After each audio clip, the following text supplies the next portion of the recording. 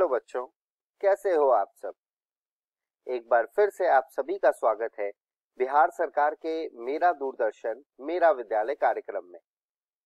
बच्चों, मैं उम्मीद करता हूं कि आपको जो घर पर आपके विद्यालय का अनुभव हम दे पा रहे हैं उससे आपको कुछ न कुछ सीखने को जरूर मिल रहा होगा। और मैं यह भी आशा कर रहा हूं कि आप सभी एपिसोड देखने के बाद हर दिन अपने पाठ्य पुस्तक से, अपने किताब से उस पाठ को जरूर पढ़ रहे होंगे और किताब में दिए गए सभी सवालों को भी हल जरूर कर रहे होंगे और साथ ही साथ अपने कॉपी में इम्पोर्टेंट पॉइंट्स को नोट्स भी कर रहे होंगे ताकि आपका एक नोट्स तैयार हो जाए। बच्चों, अगर आप ये सभी काम नहीं कर रहे हैं तो मैं बता दूं कि वो आप सभी के लिए फायदेमंद कुछ भी नहीं होगा फिर हमारा कार्यक्रम चलाना। तो इस कार्यक्रम का ज्यादा से ज्यादा फायदा उठाने के लिए हमने जो भी बातें आपको बताई है करने को, वो सभी आप घर पर जरूर करें और सुरक्षित भी रहें घर पर ही। आइए देख लेते हैं आज के एपिसोड में हम क्या पढ़ेंगे। आज के एपिसोड में हम कक्षा 11 में केमिस्ट्री का पाठ थर्मोडायनेमिक्स की शुरुआत करेंगे। उसके बाद फिजिक्स में कणों के निकाय तथा घूर्णी गति के बारे में कुछ और बातें जान लेंगे। कक्षा 11 की पढ़ाई हो जाने के बाद हम कक्षा 12 की पढ़ाई शुरू करते हुए केमिस्ट्री में पी ब्लॉक एलिमेंट्स के बारे में कुछ और बातें जान लेंगे और फिजिक्स में एक नया पाठ शुरू करेंगे जिसका नाम है वैद्युत चुंबकीय तरंगे यानी इलेक्ट्रोमैग्नेटिक वेव्स। तो चलिए बच्चों, शुरू करते हैं आज का एपिसोड।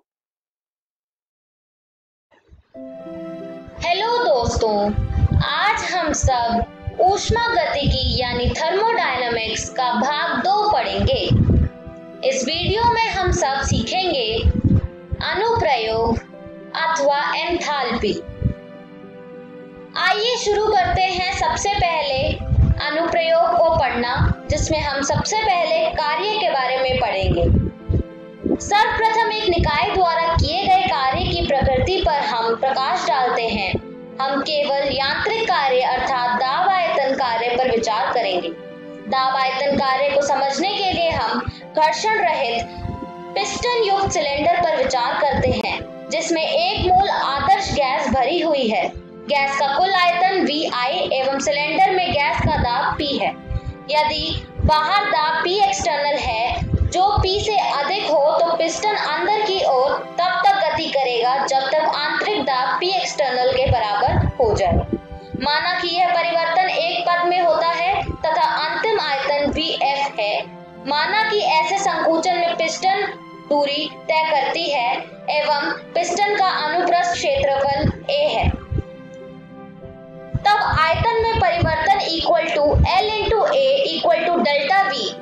डेल्टा V को हम Vf माइनस Vi से भी घोषित करते हैं। हम यह भी जानते हैं कि दाब इज इक्वल टू बल अपॉन क्षेत्रफल। यदि पिस्टन चलाने से निकाय पर किया गया कार्य W हो तो W इक्वल टू बल इंटू विस्थापन equal to P external area into length यानी बल इंटू विस्थापन। बल को हम P एक्सटर्नल से भी लिख सकते हैं into A into L। P external into minus delta V equal to minus P external delta V equal to minus P external, जो कि हम डेल्टा V को Vf माइनस Vi लिख सकते हैं। यहाँ ऋणात्मक चिन्ह देना इसलिए आवश्यक है कि परिपाटी यानी कन्वेंशन के अनुसार संपीड़न में निकाय पर कार्य हो रहा है जो धनात्मक होगा। यहाँ Vf माइनस Vi का मान ऋणात्मक होगा। जब ऋणात्मक में ऋणात्मक का गुणा होगा तो W का मान धनात्मक होगा।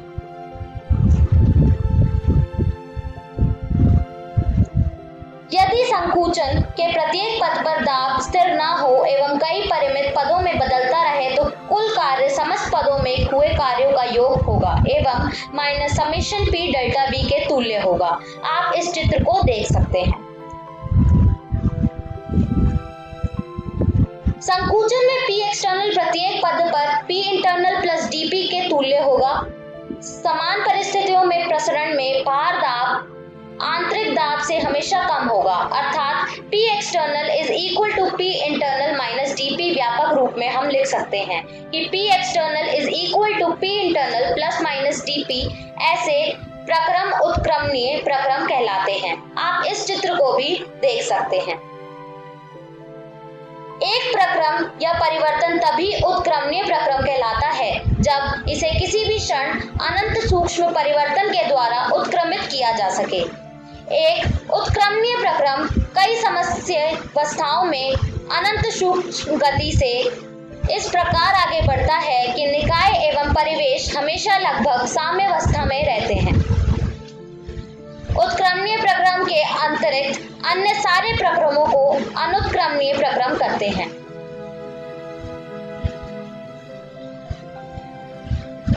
हम समीकरण को निम्नलिखित प्रकार से लिखकर उत्क्रमणीय परिस्थितियों में कार्य को आंतरिक दाब पे संबंध कर सकते हैं। W reversible is equal to minus integration में VI upon VF P external dV। इस चीज को हम P एक्सटर्नल में P internal plus minus dP लिख सकते हैं। जब हम ये सब कर देंगे तो P internal plus minus dP P internal के ही बराबर हो जाता है, क्योंकि dP एंड dV का मान नगण्य है। तो हमारा यहाँ पे हमें पता चला जब गैस के दाब P इंटरनल को आदर्श गैस समीकरण द्वारा इसके आयतन के पदों में व्यक्त किया जा सकता है किसी आदर्श गैस के n मोल के लिए, तब PV is equal to nRT होगा।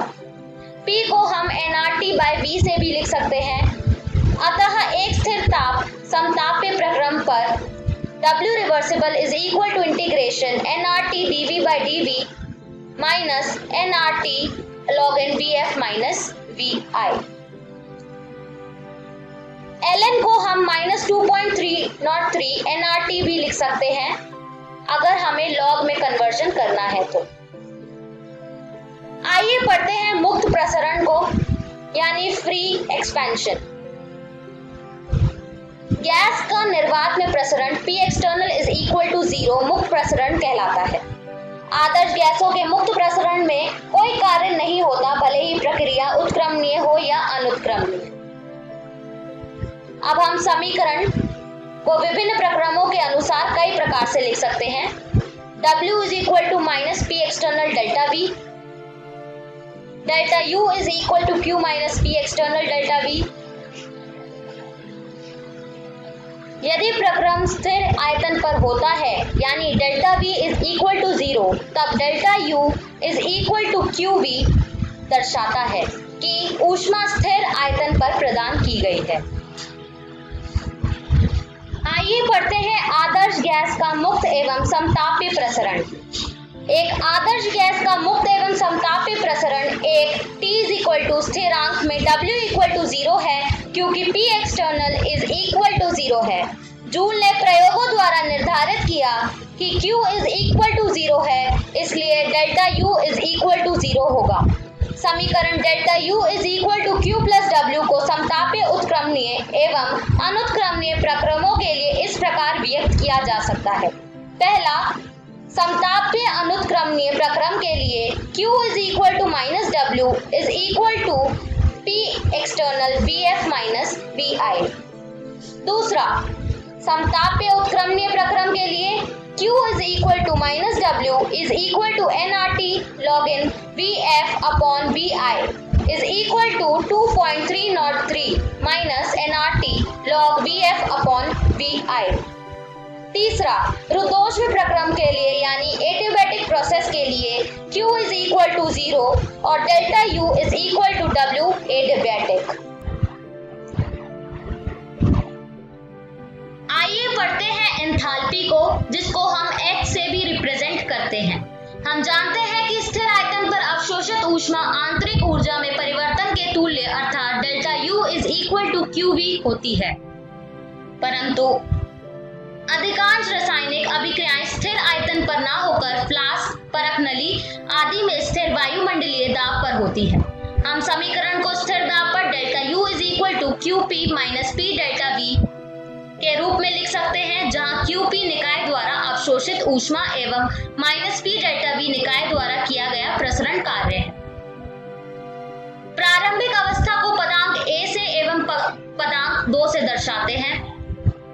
हम उपरोक्त समीकरण को इस प्रकार लिख सकते हैं, U2 minus U1 is equal to QP minus P bracket में V2 माइनस V1। पुनः व्यवस्थित करने पर QP is equal to U2 plus PV2 bracket close minus U1 plus PV1 bracket close. अब हम एक ऊष्मागतिकी फलन को परिभाषित कर सकते हैं, जिसे एंथैल्पी, जिसका अर्थ गर्म करना या अंतर्निहित ऊष्मा होता है, H is equal to U plus PV।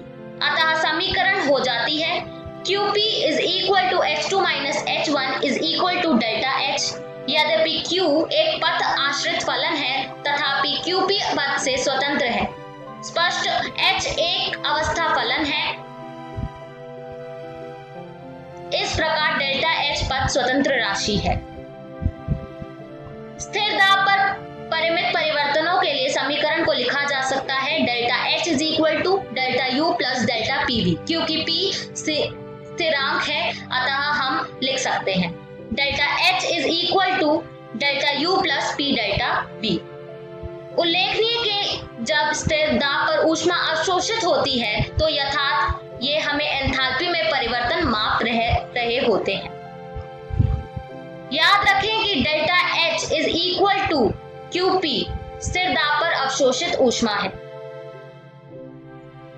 ऊष्माक्षेपी अभिक्रियाओं के लिए डेल्टा H ऋणात्मक होता है, जहां अभिक्रिया के दौरान ऊष्मा उत्सर्जित होती है, एवं ऊष्माशोषी अभिक्रियाओं के लिए डेल्टा H धनात्मक होता है, जहां परिवेश में ऊष्मा का अवशोषण होता है। स्थिर आयतन delta V is equal to 0 पर delta U is equal to QV। अतः समीकरण delta H is equal to delta U is equal to QV हो जाता है। वो निकाय जिनमें केवल ठोस या द्रव्य प्रवस्थाएं होती हैं, डेल्टा H एवं डेल्टा U के मध्य अंतर सार्थक नहीं होता।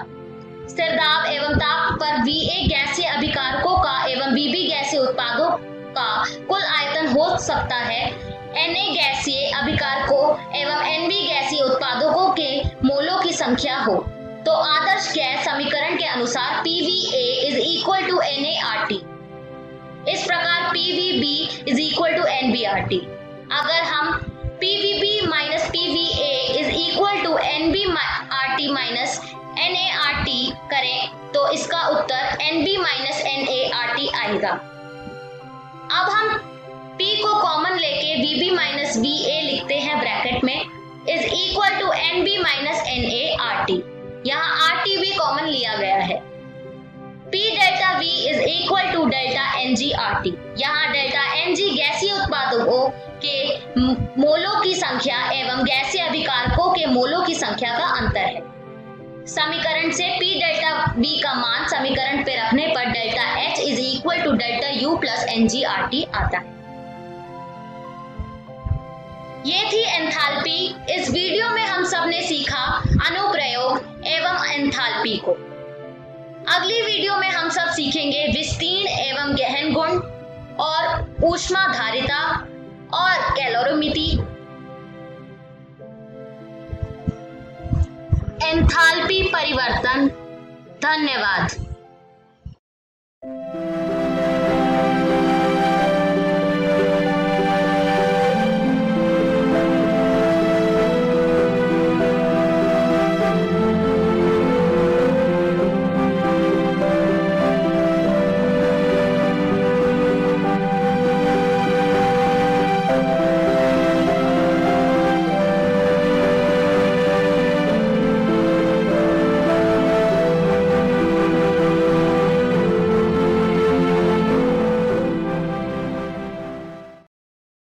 नमस्कार दोस्तों, इस वीडियो में आपका स्वागत है।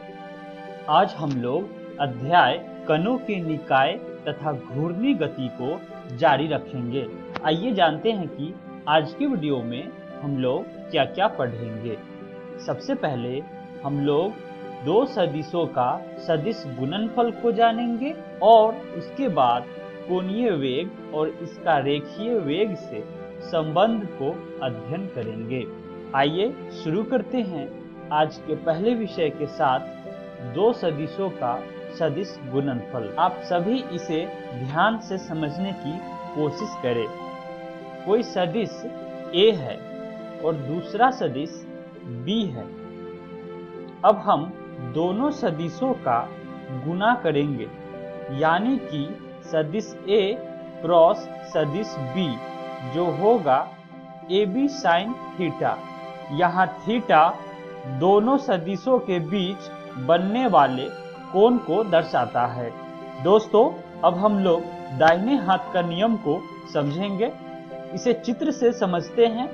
यदि आप सदिश A एवं सदिश B के तल के अभिलंबवत रेखा के परित अपने दाहिने हाथ की उंगलियों को इस प्रकार मोड़े कि उनके सिरे A से B की ओर इंगित करे, तब क्या होगा दोस्तों? तब इस हाथ का फैला हुआ अंगूठा C की दिशा को बताएगा। आइए एक और चित्र से समझते हैं। दाहिने हाथ के नियम को सरल रूप में इस प्रकार व्यक्त कर सकते हैं। कोई एक स्क्रू है जो सदिश U से सदिश V की ओर दिशा में खुलती है। स्क्रू का सिरा C की दिशा को बताएगा, जो कि दो सदिशों U और V का सदिश गुणनफल दर्शाता है। हमें यह भी याद रखने चाहिए कि सदिश A और सदिश B के बीच कोण बनते हैं। चित्र में इसे थीटा से दर्शाया गया है। दोस्तों, इस बात का भी ध्यान रखें कि सदिश गुणनफल में क्रॉस चिन्ह का इस्तेमाल किया जाता है, इसीलिए इस प्रकार के गुणनफल को क्रॉस गुणनफल भी कहते हैं। आइए दोस्तों, क्रम विनिमय नियम को जानते हैं। सदिश गुणन क्रम विनिमय नियम का पालन नहीं करता है, अर्थात A cross B B cross A के बराबर नहीं होता है। इस प्रकार ये दो सदिश आपस में विपरीत दिशा में होते हैं, अर्थात A क्रॉस B बराबर माइनस B क्रॉस A होता है। आइए दोस्तों, सदिश गुणनफल में परावर्तन व्यवहार को समझते हैं। सदिश गुणन का दूसरा गुण है इसका परावर्तनगत व्यवहार।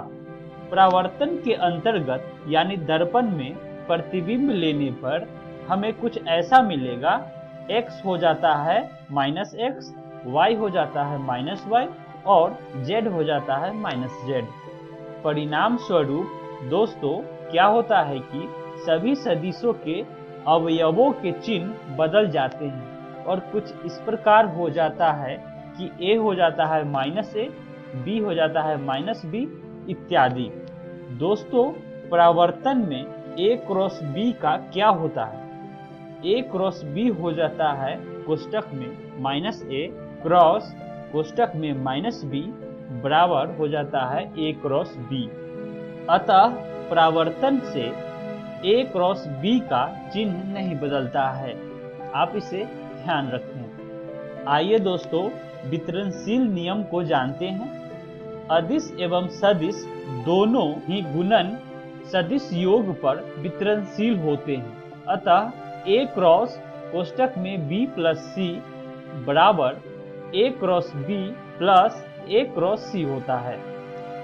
इसे भी आप ध्यान में रखें। आइए दोस्तों, सदिश गुणन को विस्तार से समझते हैं। अगर हम सदिशों का क्रॉस गुणन करते हैं तो हमें हर बार शून्य मिलेगा। अगर हम इसे सारणिक विधि से समझे तो आसान होगा। अगर हम दो सदिशों का गुणन का परिमाप निकालेंगे तो कुछ ऐसे निकालेंगे कि सदिश A गुना सदिश B गुना साइन थीटा। यहाँ थीटा दोनों सदिशों के बीच बनने वाली कोण को दर्शाता है।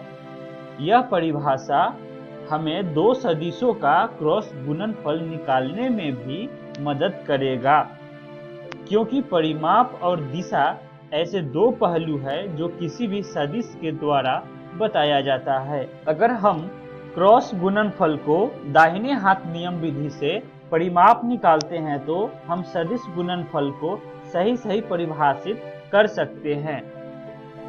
दाहिने हाथ नियम से हमें यह भी पता चलता है कि कोई भी दो समानांतर सदिशों का क्रॉस गुणनफल शून्य होगा, क्योंकि समानांतर सदिशों में दो सदिशों के बीच बनने वाला कोण का मान शून्य होता है। और जैसा कि हम जानते हैं कि sin 0 डिग्री बराबर शून्य होता है, इस प्रकार पूरा सदिश गुणनफल अभिव्यक्ति का मान शून्य होगा। आइए दोस्तों, सदिशों के गुणनफल को समझते हैं।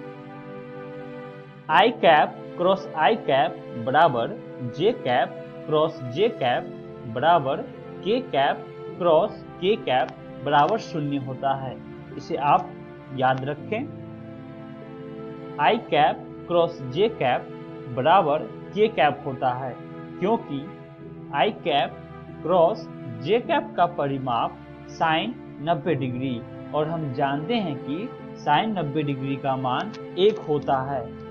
ठीक उसी प्रकार j cap cross k cap बराबर i कैप होता है, और k cap cross i cap बराबर j कैप होता है। दोस्तों, सदिश गुणन के क्रम विनिमेयता गुण के आधार पर हम यह कह सकते हैं कि j cap cross i cap बराबर माइनस k कैप। उसी प्रकार k cap cross j cap बराबर माइनस i कैप, और i cap cross k cap बराबर माइनस j कैप होता है। दोस्तों, चित्र में CW दक्षिणावर्त दिशा को दर्शाता है और CCW वामाव्रत को दर्शाता है। आप इसे अपने नोटबुक में लिख लें। दोस्तों, क्रॉस गुणनफल को उदाहरण से समझते हैं। माना कि कोई दो सदिश है, सदिश A और सदिश B। आप ध्यान से समझें। सदिश A का अवयव है 1, 3, 4, जिसे हम कुछ ऐसा भी व्यक्त कर सकते हैं I + 3j + 4k, और B का अवयव है 2, 7 और -5, जिसे हम कुछ ऐसे व्यक्त कर सकते हैं 2i + 7j - 5k। अब A क्रॉस B को हम कैसे निकालेंगे?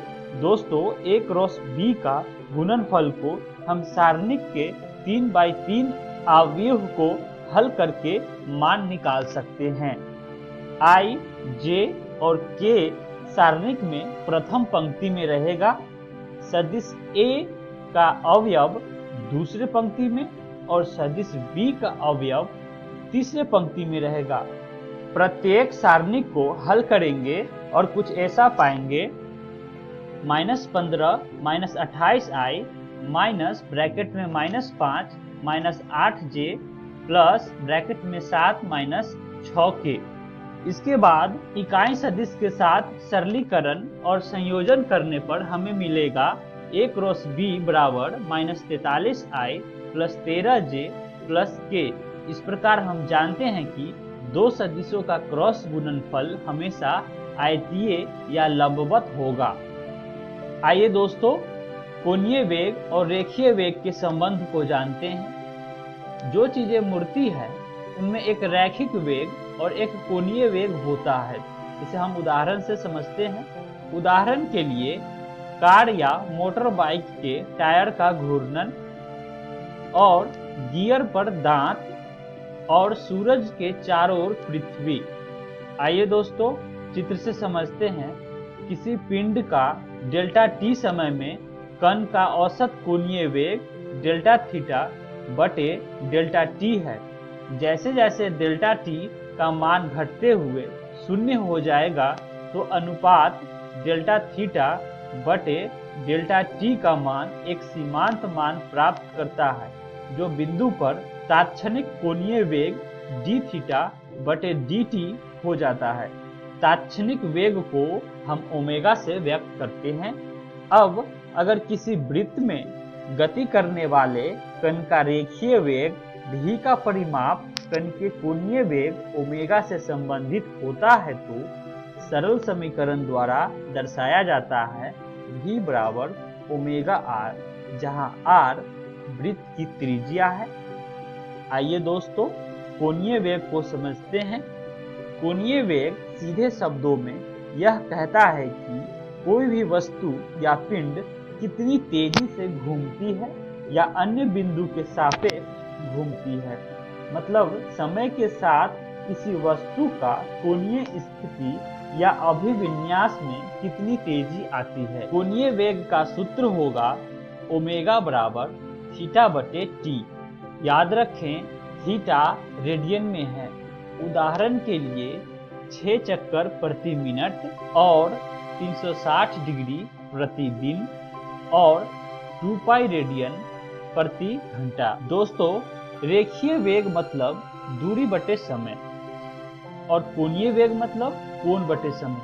आप इसे ध्यान में रखें। दोस्तों रेखीय वेग को समझते हैं। जब कोई वस्तु सीधी राह पर चलती है तो समय के सापेक्ष में विस्थापन के परिवर्तन की दर को रेखीय वेग कहते हैं। यह एक सदिश राशि है। रैखिक वेग का आयाम सूत्र है m0 L1 t-1। रेखीय वेग का सूत्र होगा v बराबर r ओमेगा। उदाहरण के लिए 55 मील प्रति घंटा और 6 फीट प्रति सेकेंड और 27 सेंटीमीटर प्रति मिनट और 4.5 मिनट प्रति सेकेंड। दोस्तों कोणीय वेग और इसका रेखीय वेग से संबंध को चित्र के माध्यम से समझते हैं। जब कोई वस्तु एक स्थिर अक्ष यानी कि चित्र से z अक्ष के परित घूर्णन करती है तो समय के साथ सदिश ओमेगा की दिशा नहीं बदलती है। हाँ, इसका परिमाप समय समय पर बदलता रहता है। अधिक व्यापक घूर्णन के मामले में ओमेगा का परिमाप और दिशा दोनों समय के साथ साथ बदलते रह सकते हैं। दोस्तों आइए कोणीय त्वरण को समझते हैं। कोणीय त्वरण वेग के परिवर्तन की समय दर को कहते हैं। SI इकाई में इसका मात्रक होता है रेडियन प्रति सेकेंड वर्ग और आमतौर पर ग्रीक अक्षर अल्फा द्वारा निरूपित किया जाता है। कोणीय त्वरण का सूत्र होगा अल्फा बराबर d ओमेगा बटे dt। दोस्तों इस प्रकार से हम आज के सारे विषयों का अध्ययन कर चुके हैं। आइए जानते हैं कि आज के वीडियो में हमने क्या क्या सीखा। सबसे पहले हमने दो सदिशों का सदिश गुणनफल को जाना और उसके बाद कोणीय वेग और इसका रेखीय वेग से संबंध को भी पढ़ा। अगली वीडियो में हम लोग क्या क्या पढ़ेंगे आइए जानते हैं। सबसे पहले हम लोग पढ़ेंगे बल, आघूर्ण एवं कोणीय संवेग और उसके बाद दृढ़ पिंडों का संतुलन को। आशा करता हूं कि आप सभी को आज का वीडियो पसंद आया होगा। मिलते हैं अगली वीडियो में। तब तक आप अपनी भौतिकी विज्ञान पुस्तक कक्षा 11 की पुस्तक से अध्याय कणों के निकाय तथा घूर्णी गति से विस्तार में पढ़ें। धन्यवाद।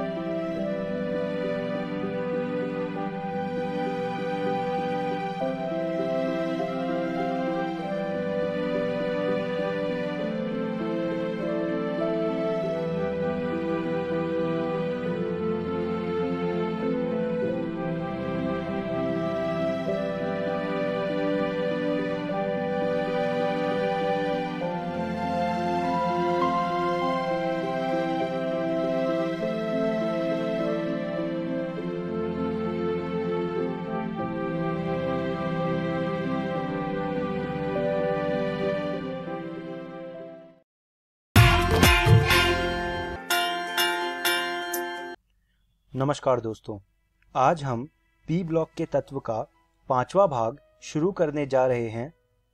वीडियो को शुरू करने से पहले आइए देखते हैं कि आज की इस वीडियो में हम कौन कौन सी चीज़ों के बारे में पढ़ने वाले हैं।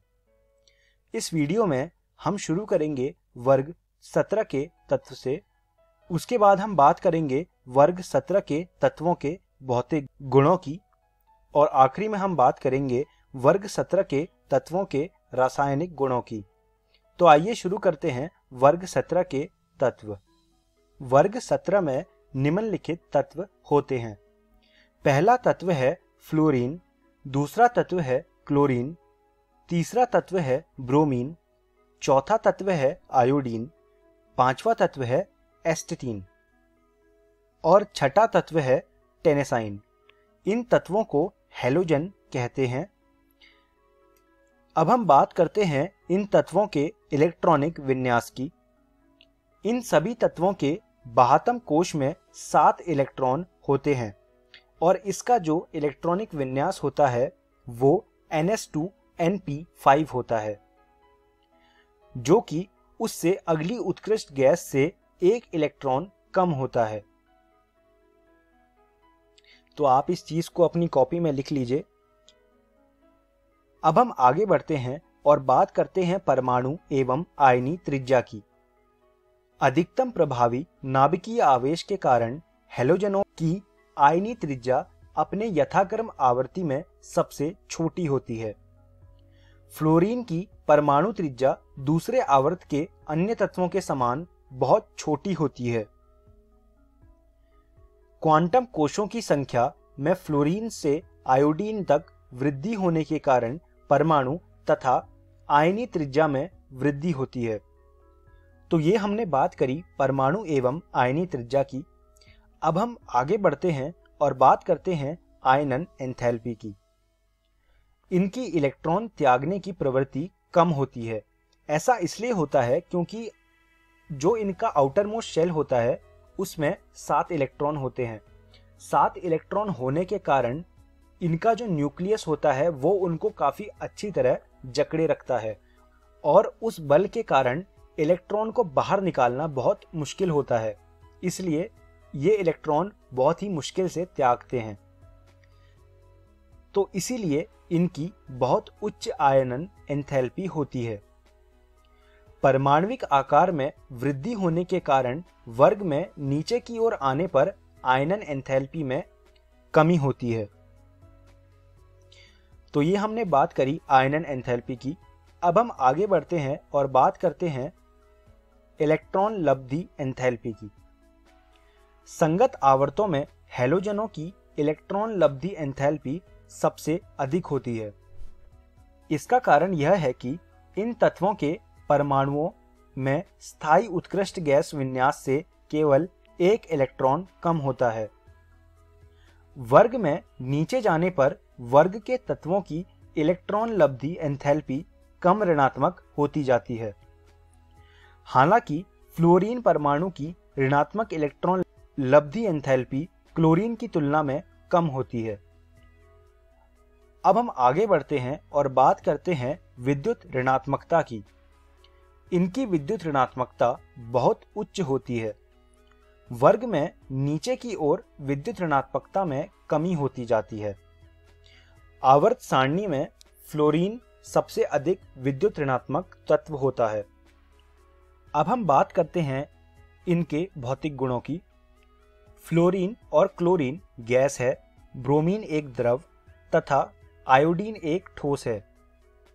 सभी हैलोजन रंगीन होते हैं। अगर मैं इनके रंगों की बात करूं तो फ्लोरीन पीला, क्लोरीन हरापन लिए हुए पीला, ब्रोमीन लाल तथा आयोडीन बैंगनी रंग का होता है। अगर मैं बात करूं आबंध वियोजन एंथैल्पी की तो उसका जो ऑर्डर होता है वो कुछ इस प्रकार होता है। अब हम बात करते हैं हैलोजन के रासायनिक गुणों की। इसमें दोबारा से हम इसको 2 भागों में विभाजित करेंगे। पहला भाग ऑक्सीकरण अवस्थाएं तथा रासायनिक क्रियाशीलता, दूसरा भाग फ्लोरीन का असामान्य व्यवहार।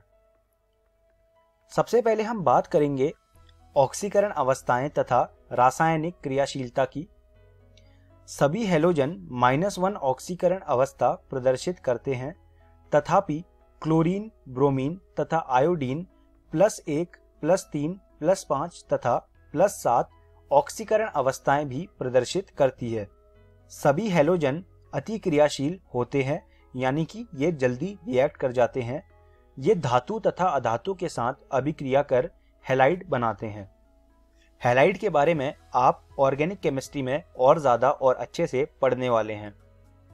वर्ग में नीचे की ओर जाने पर हैलोजनों की क्रियाशीलता कम होती है, और ऐसा इसलिए होता है क्योंकि वर्ग में नीचे की ओर जाने से इसका साइज बढ़ता है और इसका जो पॉजिटिव चार्ज है, जो इसका न्यूक्लियर चार्ज है, वो कम हो जाता है।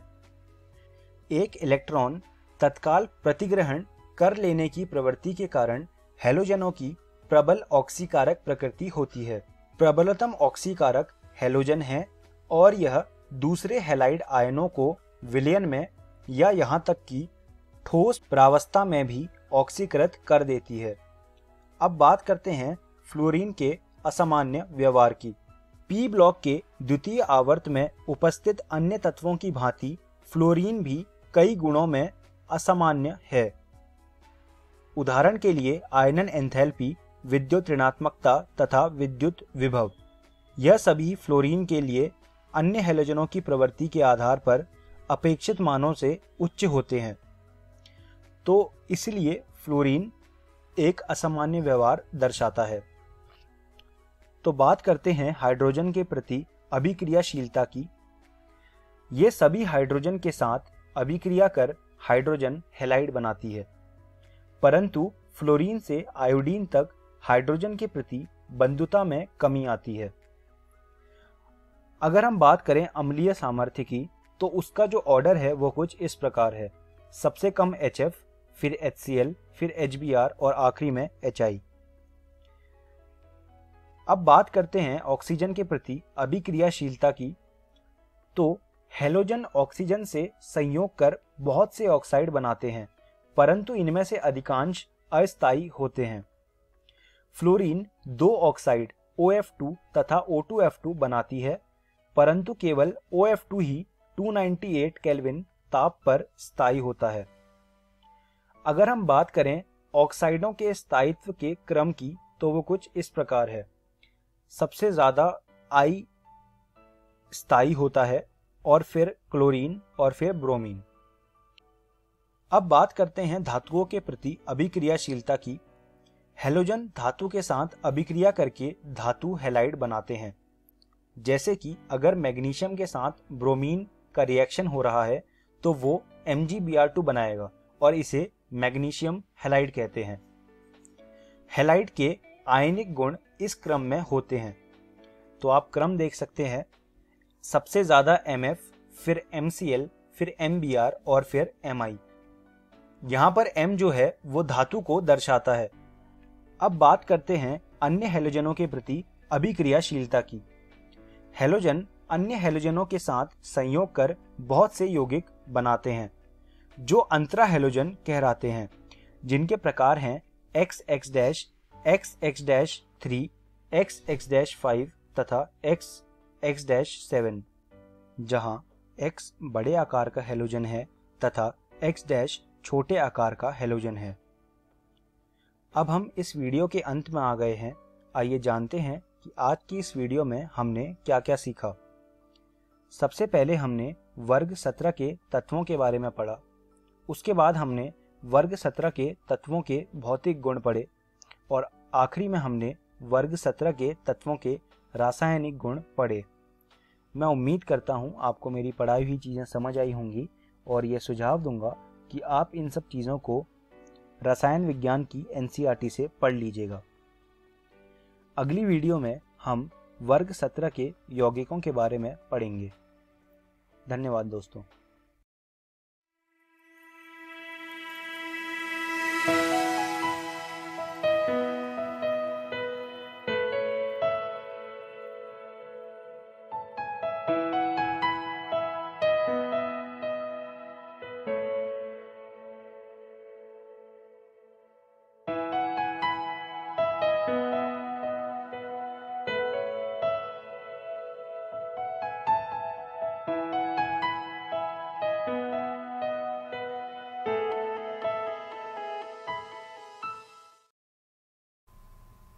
हेलो दोस्तों, भौतिकी की इस कक्षा में आप सभी का स्वागत है।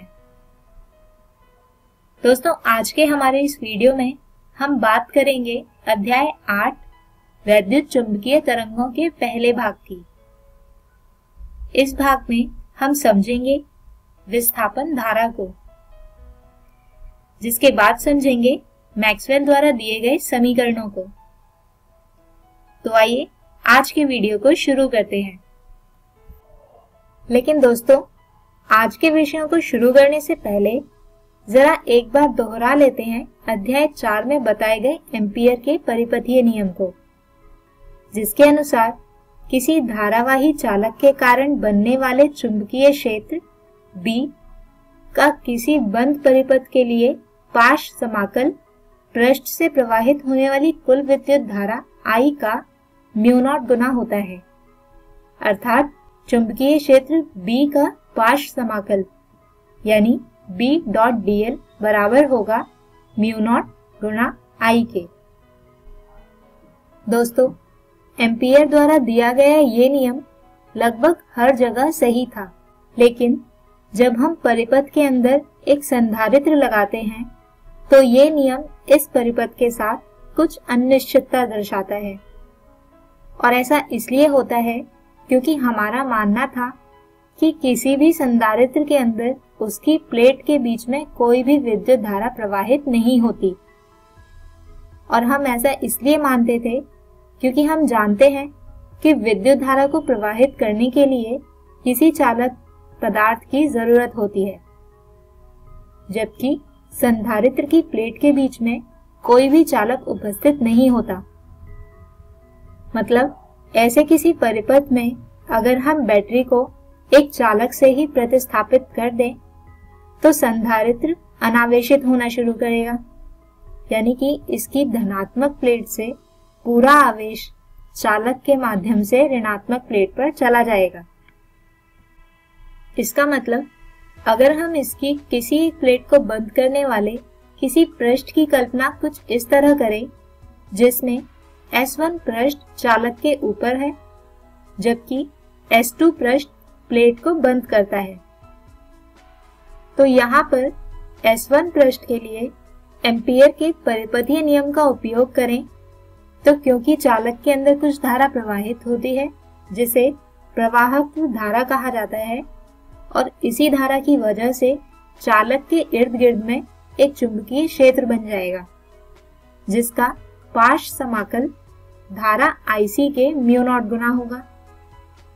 लेकिन अगर हम दूसरे पृष्ठ S2 की बात करें तो क्योंकि इस पृष्ठ से कोई भी विद्युत धारा प्रवाहित नहीं होती है, यानी यहाँ पर कोई चुंबकीय क्षेत्र नहीं होगा, और इसी कारण पृष्ठ S2 के लिए चुंबकीय क्षेत्र का पाश समाकल हो जाएगा 0।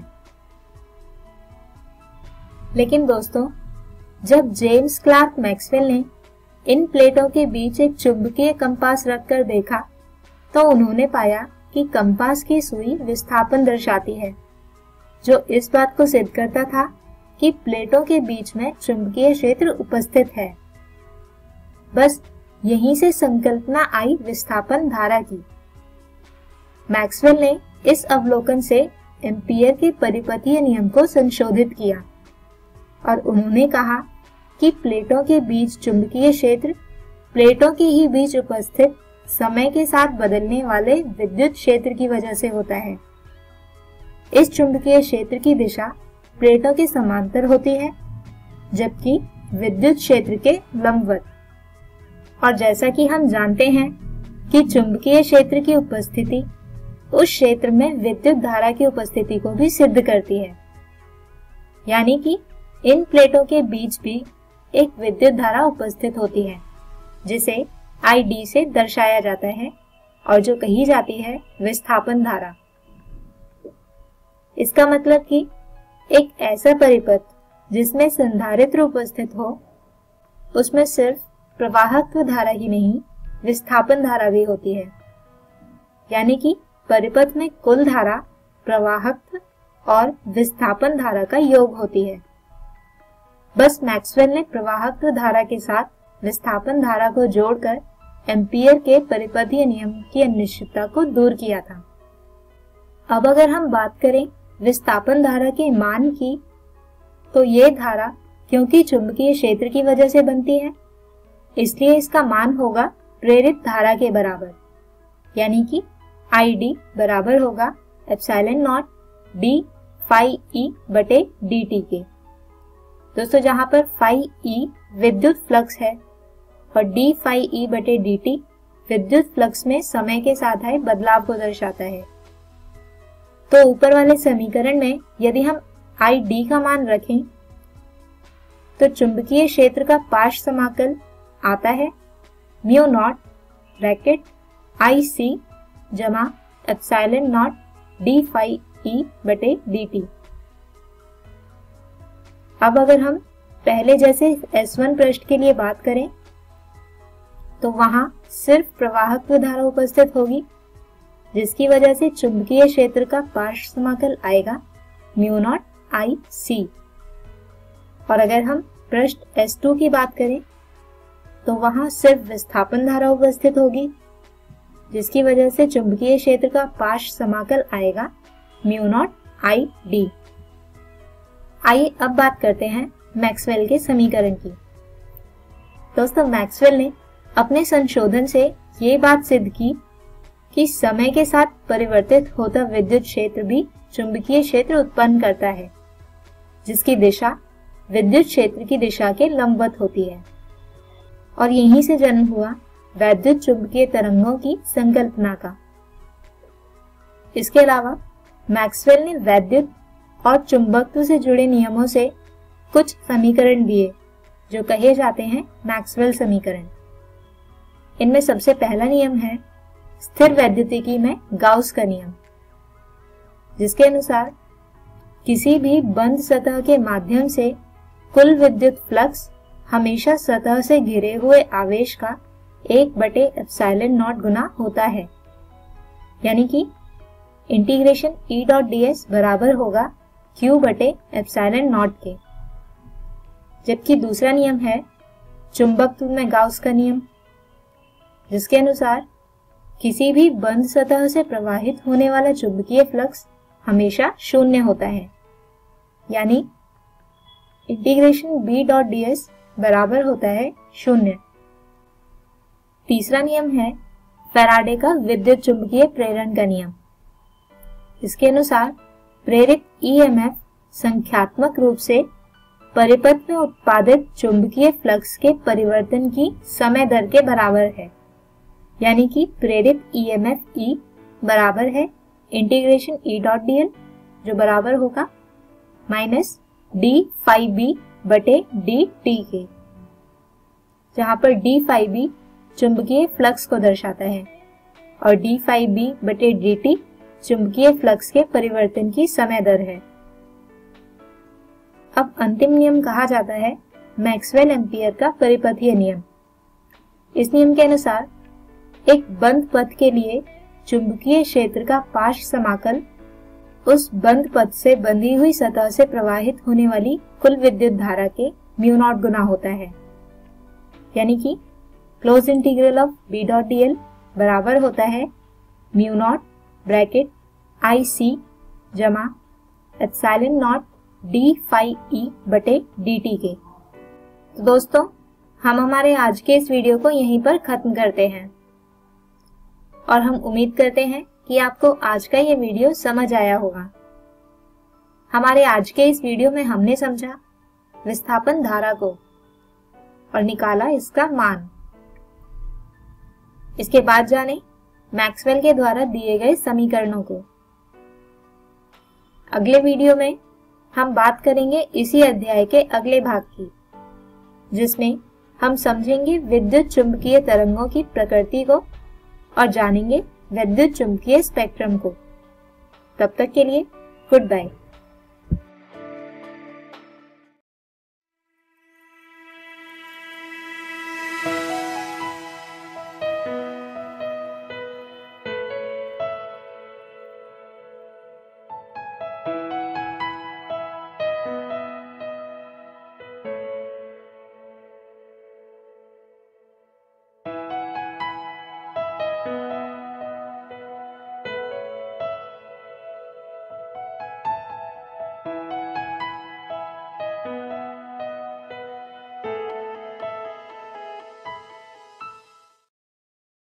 आशा करता हूं कि आज के एपिसोड में जो भी पाठ आपको पढ़ाया गया हो आप उसे अच्छे से समझ पाए होंगे।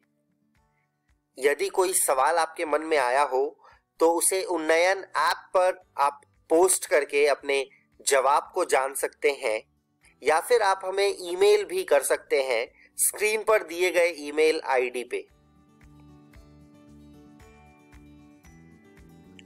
एक आवश्यक सूचना, यह वीडियो बीईपीसी की वेबसाइट पर भी उपलब्ध है।